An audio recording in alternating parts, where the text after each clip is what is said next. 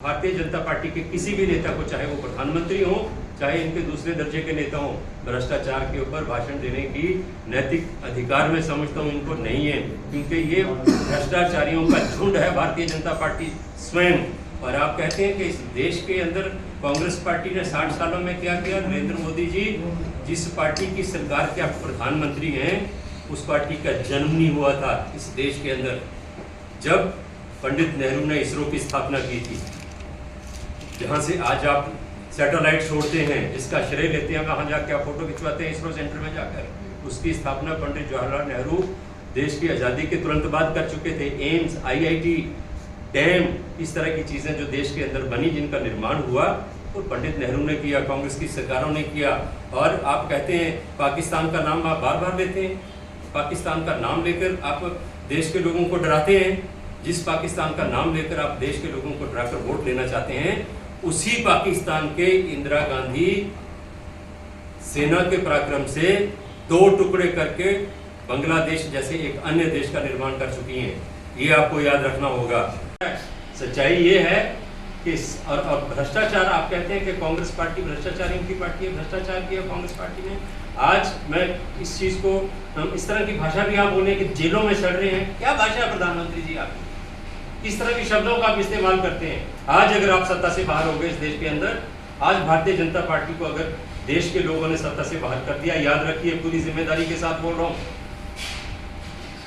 प्रधानमंत्री नरेंद्र मोदी समेत भारतीय जनता पार्टी के तमाम बड़े नेता अपना बाकी का जीवन जेलों में और कोर्ट कचहरियों में गुजारेंगे। क्यों?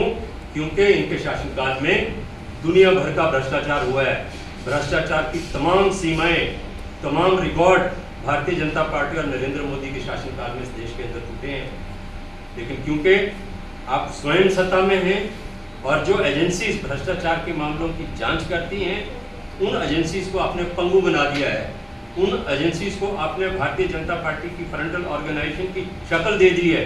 इसलिए आज उनकी हिम्मत नहीं है कि वो आपके खिलाफ कोई इंक्वायरी कर सकें, इन्वेस्टिगेशन कर सकें। इसलिए आप दिन रात जो है वो अपने विरोधियों को भ्रष्टाचारी कहकर जो है टारगेट करते हैं, उनके ऊपर आरोप लगाते हैं, और अपना जो भ्रष्टाचार है उसको आप ढक रहे हैं। आज भारतीय जनता पार्टी, मुझे कहने में कोई दो राय नहीं है कि भ्रष्टाचारियों की, अत्याचारियों की और दुराचारियों की पार्टी बन के रह गई है, जो अपने भाषणों में, अपने संबोधनों में प्रधानमंत्री पद की जो गरिमा है, उसकी जो मर्यादा है, उसको तार-तार करने में।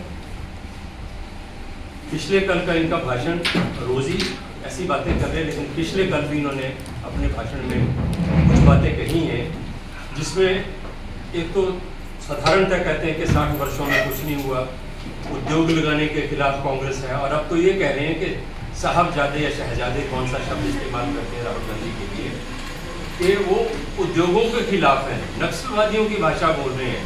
मैं ये समझता हूँ कि एक समय था जब इस देश के अंदर पंडित नेहरू जब प्रधानमंत्री बने, उन्होंने भारतीय जनता पार्टी तो उस वक्त थी, संघ से संबंधित लोगों को भी अपने मंत्रिमंडल में स्थान दिया, ताकि प्रत्येक विचारधारा को प्रतिनिधित्व देश की सरकार के अंदर मिले। एक वो दौर था राजनीति का जिसमें अपने जो विरोधी थे उनका भी सम्मान किया जाता था, विरोधियों की जो विचारधारा थी उसको भी स्थान दिया जाता, सम्मान दिया जाता था। आज ये, क्योंकि आपके विरोधी हैं, आज आपको ललकार रहे हैं, चुनौती दे रहे हैं देश के अंदर, तो आप उनको नक्सलवादियों के साथ जोड़ लो। इतना निचला स्तर मैं समझता हूँ कि हिंदुस्तान की राजनीति का पहले कभी नहीं देखा गया।